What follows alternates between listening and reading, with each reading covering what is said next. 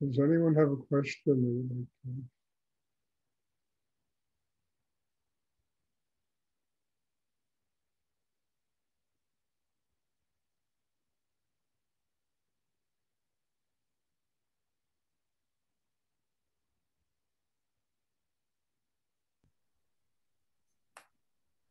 Yes, Stuart, I have a question. Yes. Is it also possible to have kriyas or similar energy releases outside of the meditation practice? Yes. Yes. I mean, kriyas are just Shakti going into your system and hitting blocks and breaking through the blocks. And that's why people's heads might swivel, their backs might go back, and you can have them. You can certainly have them not just in meditation, but, at other times. I'm not sure what brings them on, but, they used to happen to me. I'd be walking down the street and suddenly I'd feel this tremendous jolt of energy going through me, and it would hit blocks and my my head would swivel, things like that would happen.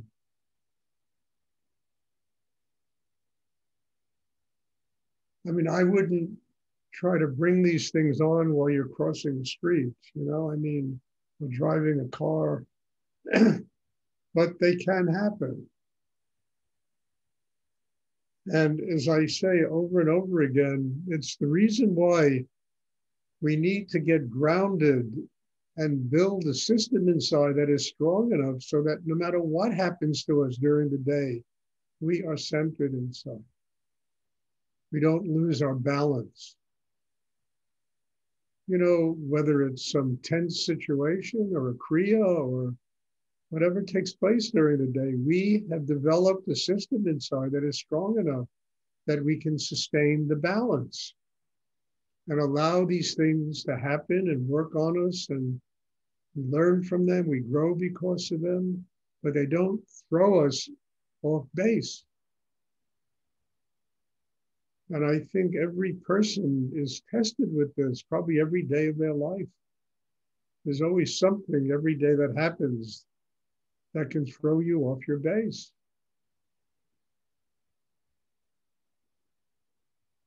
So it could be a kriya.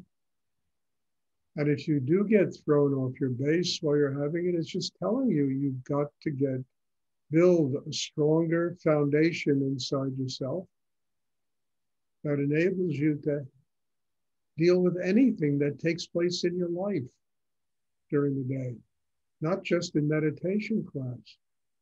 Ultimately, the point of this meditation class is to build that kind of system so that the entire day is a meditation class. Whatever you do during the day is something sacred.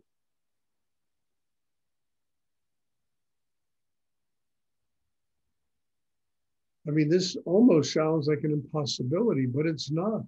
It's not. If the system has developed, the chakra system is developed, we're connected to spirit, then life itself becomes sacred. And things that are strong and powerful that take place in our life do not throw us off balance. We are capable of maintaining our centeredness and dealing with them, opening them, letting them be our teacher, using them to grow in our life, to get closer to a state of enlightenment. All of this works. And that's really, it's the only reason to do meditation. I mean, meditation is not a spiritual life. I've said this a million times. Meditation is a tool that you can use to build a spiritual life. And a spiritual life is 24 hours a day, 7 days a week, no matter what you do. When you eat, you sleep, you work, it's all sacred. And we respond to it that way by allowing it to be, so integral to our lives that it becomes another path, another teaching, that helps us get closer to God.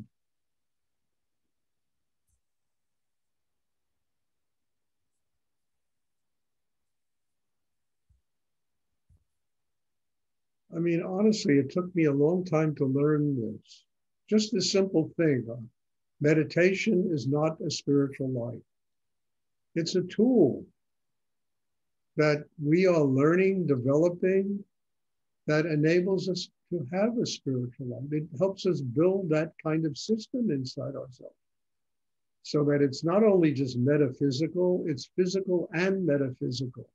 It's the material world, it's the mental world, it's every conceivable layer of, living that has something valuable to teach us if we have the capacity to learn from it. And what enables us to develop the capacity is building a chakra system. And that's what the meditation is all about.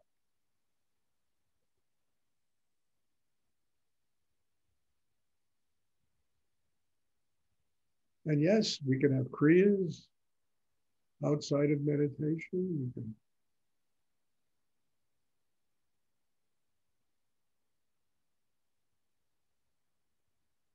I hope this is clear, because it's an important element of what I teach. And it keeps me, living in a rather humble state with a lot of gratitude and a consciousness of why I do what I do and how it has helped me over the years develop a connection with God, with spirit.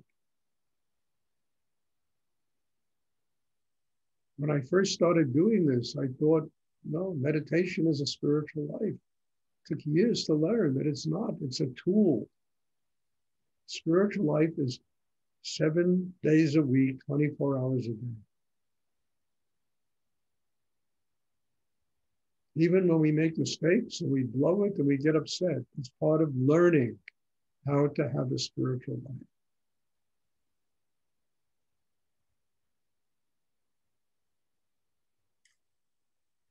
And the wonderful thing about this is it makes us all more human. We can forgive ourselves. We can forgive other people. We can let life be. We don't have to control life.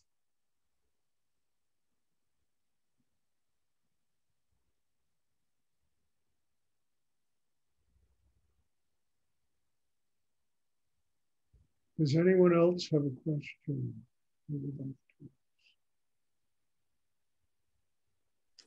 Stuart? Yes. Do we meet somebody or partner because they have to show us to go deeper inside us?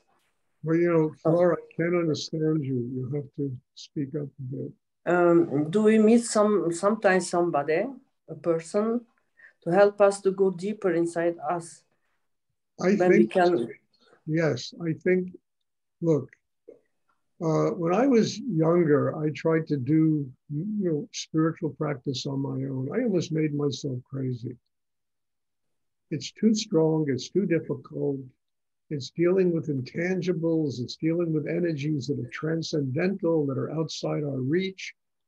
We can't even understand them. I needed somebody to guide me. I needed somebody to train me, to teach me how to do it. And it took a long time to find that person. I went through so many different teachers and situations until I found that person. But yes, we need people to guide us. We need mentors. We need, call them gurus, whatever, we need people like that in our lives. At least I did, and I still do. People guide my internal work. Now I have these guides, and they're really on a spiritual plane that come down every day and guide me, to go deeper into myself so I can do what I'm here to do with my life. And all I have is gratitude to them. It's like my teacher, Rudy, I just have gratitude. Spent 6 years with him, and it was, it transformed my entire inner life. And that training was essential. Without that training, I could never be doing what I'm doing. I could have never have done what I've done in my life, frankly, without that training. So guides, teachers, people that care about us that way, don't try to fill us with dogma and all kinds of ritualized ways of living and religion and all that. I'm not a big fan of that kind of stuff. But open up, a path that really can get us to some kind of truth about life. That isn't some ritualized, stigmatized way of living.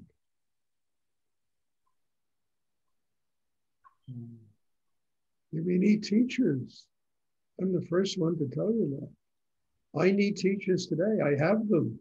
They come to me. There's 3 or 4 of them that come every day of my life from the cosmos and guide me.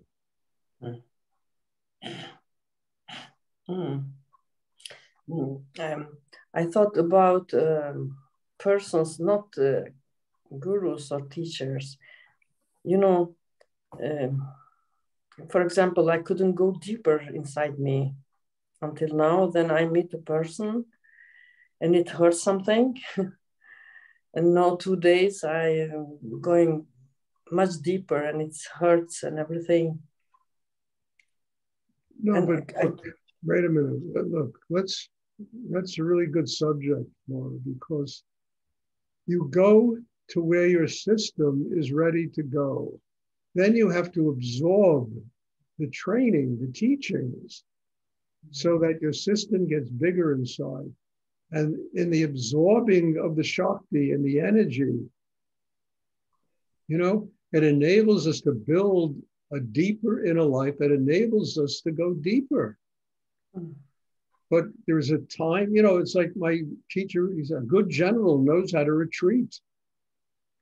You have to know when your system truly has arrived at a place where you can't force it to open anymore. You need to relax and let it, open inside you, let it work on, and, the energy work on you inside.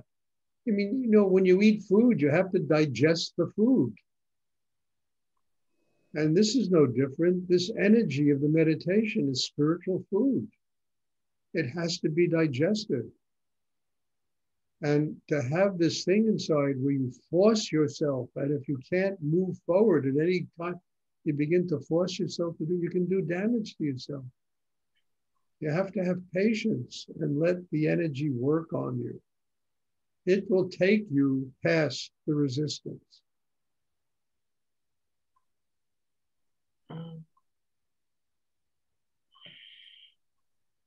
Also, I'll tell you truthfully, it took me a long time to learn that. I used to, I was trying to force it. And finally said, just relax, let it work on you, digest it.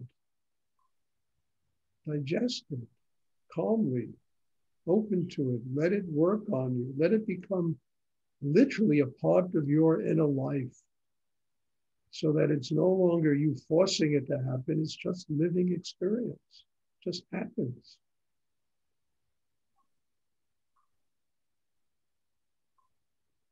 And then you're no longer functioning with the mind, with the emotions, with, this whole thing of forcing yourself to succeed and, getting upset because you're stuck a little bit, The best thing to do in that case is relax as deeply as you can and just trust that this energy will take you past the obstructions.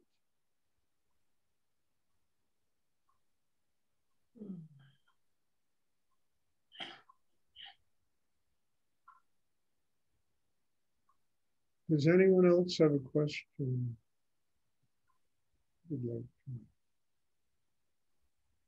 It's a simple thing. You can't make it happen. You have to let it happen. You have to let it happen. Now, how do you let it happen? By slowly developing a system that is strong enough to let it happen without forcing it to happen, because forcing it is not going to work. It takes time, it takes patience, it takes training, and it takes you know, such a profound need to grow inside that you're willing to compromise with higher energy and let it really work on you.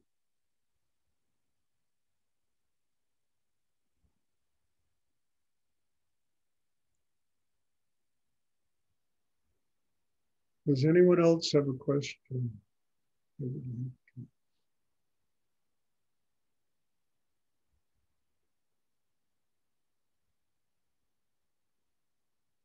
And just to finish, you know, the ultimate goal of all this is, it's so simple that it's almost ridiculous, you know, just to be a happy human being. And I say it all the time, happy people are enlightened people.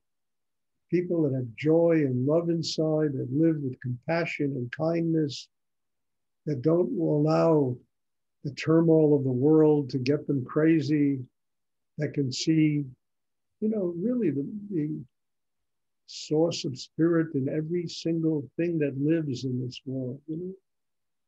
That's all this is about. Working out karma. How do you work out your karma? You become a happy person. That's how you work out your karma. It's not some complicated thing.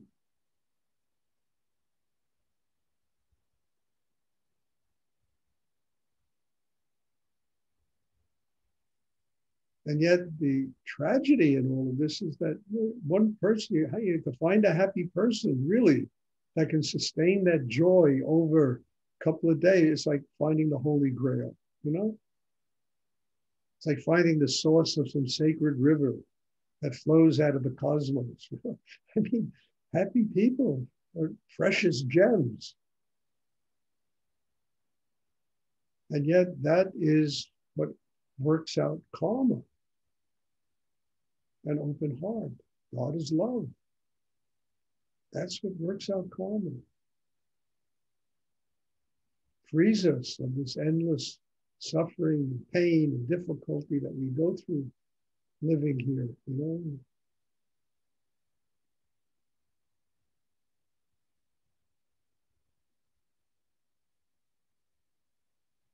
And honestly, it's the right of every human being to live that way. Why not?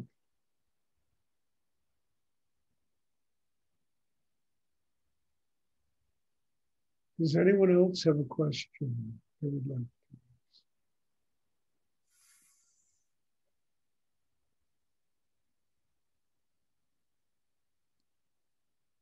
Okay, there'll be a meditation on Thursday, and you know, you talk about teachers. Every single one of you is my teacher. I say it a lot, and I say it all the time, but it's really true. Your presence, you know, really makes me go so deep inside myself to open and to, you know, connect with a higher energy and to allow this class to take place. And you're my teacher. And I just have a lot of gratitude for people that they come, they show up in these classes. And God bless you all. Thank you. And there'll be a class on Thursday, and I'm looking forward to seeing you. Bless you all.